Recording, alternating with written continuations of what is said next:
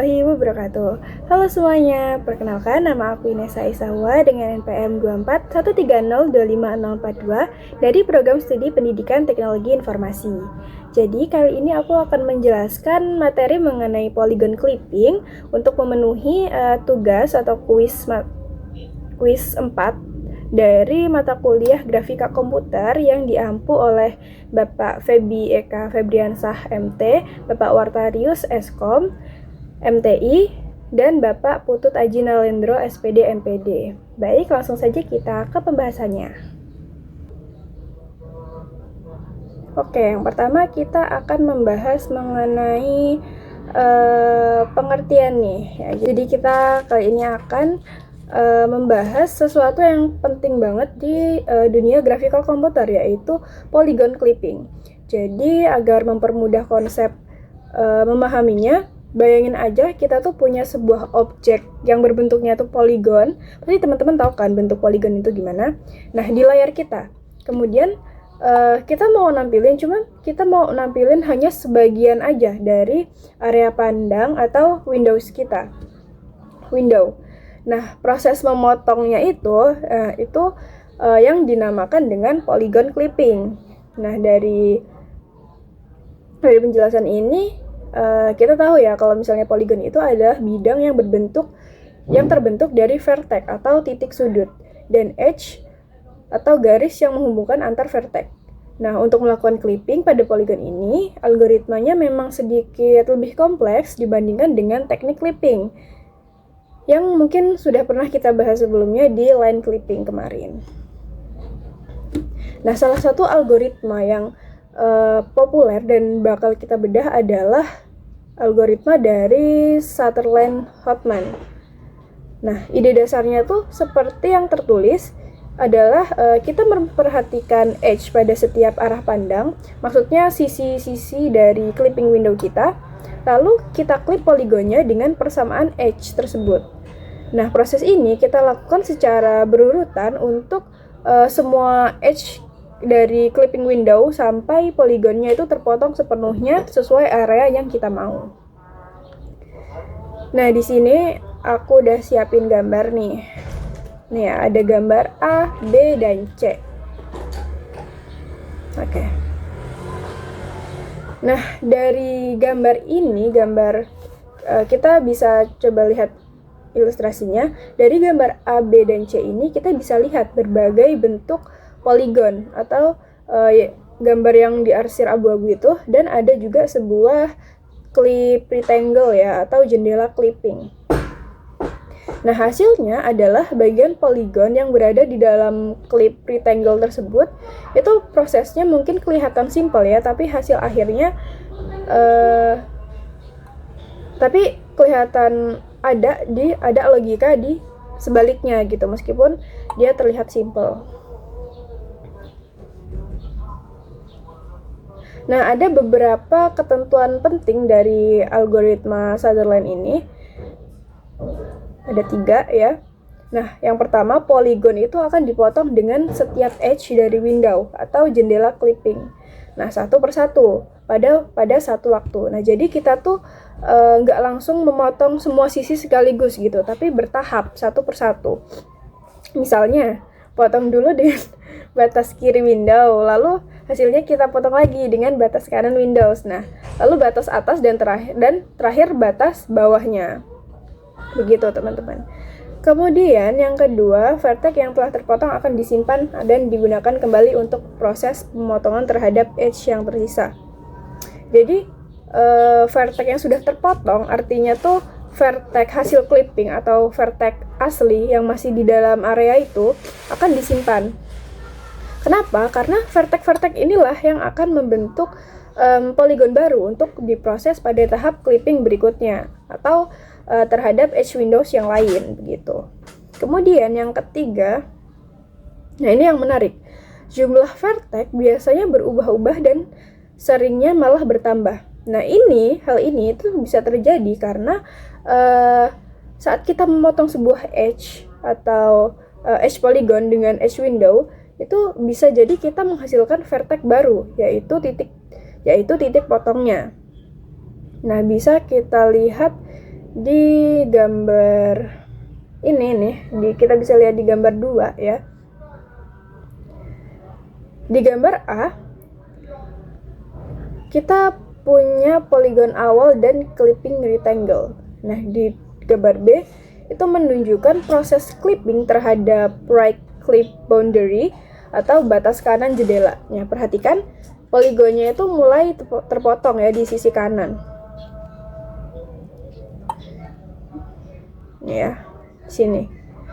Kemudian di gambar C itu menunjukkan hasil dari gambar yang B.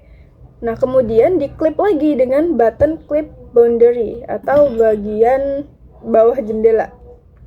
Nah, proses ini akan dilanjutkan dengan untuk batas atas dan batas kiri juga sampai kita tuh mendapat hasil akhir seperti yang bisa kita lihat di gambar ya, yang E ini. Nah, jadi motongnya tuh bertahap dan satu persatu gitu setiap sisinya. Nah, sekarang pertanyaannya, bagaimana sih cara kita menentukan titik potong atau intersection itu? Nah, di sini aku juga udah siapin penjelasannya. Ini dia, ini kita akan jelaskan secara rinci ya teman-teman. Nah, jadi saat implementasi algoritma, kita akan melakukan tahap interseksi ya teman-teman pada setiap sisi Windows. Nah, misalnya kita mau memotong sebuah edge polygon yang dibentuk oleh titik X1 dan Y1 dan X2 dan Y2. Lalu clipping window kita punya batas-batas yaitu X-min, X-max, Y-min dan Y-max atau kiri, kanan, bawah, atas gitu ya. Nah, pertama kita tentukan dulu nih gradien atau kemiringannya dari edge polygon kita. Nah, rumusnya itu adalah M sama dengan Y2 dikurang Y1 dibagi X2 dikurang X1. Gitu ya.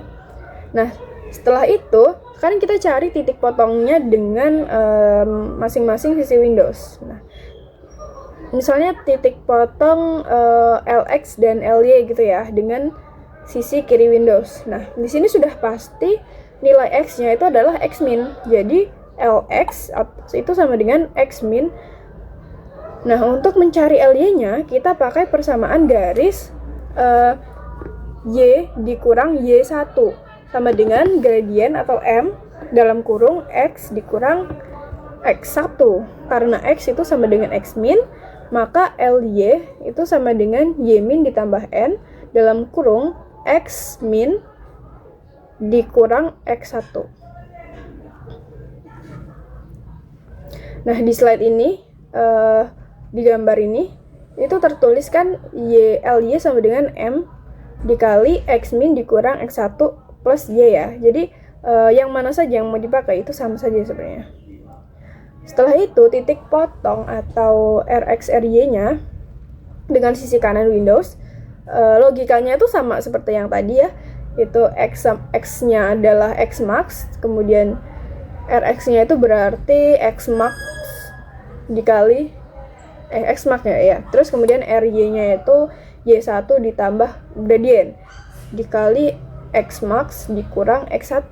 Kemudian titik potong TXTY atau TXTY-nya itu atau dengan sisi atas Windows itu nilai Y-nya sudah pasti atau Y-max ya. Jadi TY-nya itu sama dengan Y-max. Terus untuk mencari TX kita perlu mengubah garis persamaannya itu menjadi X dikurang X1 sama dengan Y dikurang Y1 dibagi gradien.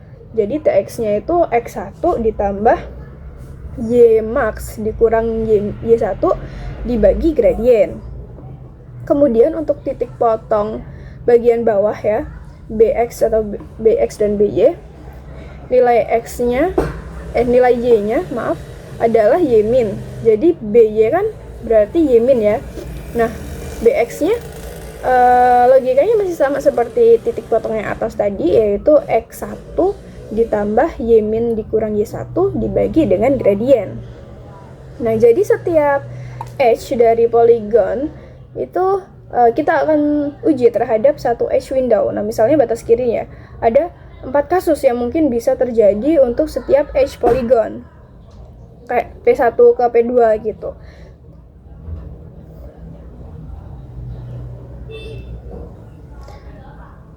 Nah, 4 kasus yang mungkin terjadi di setiap edge polygon terhadap clipping boundary itu antara lain ya.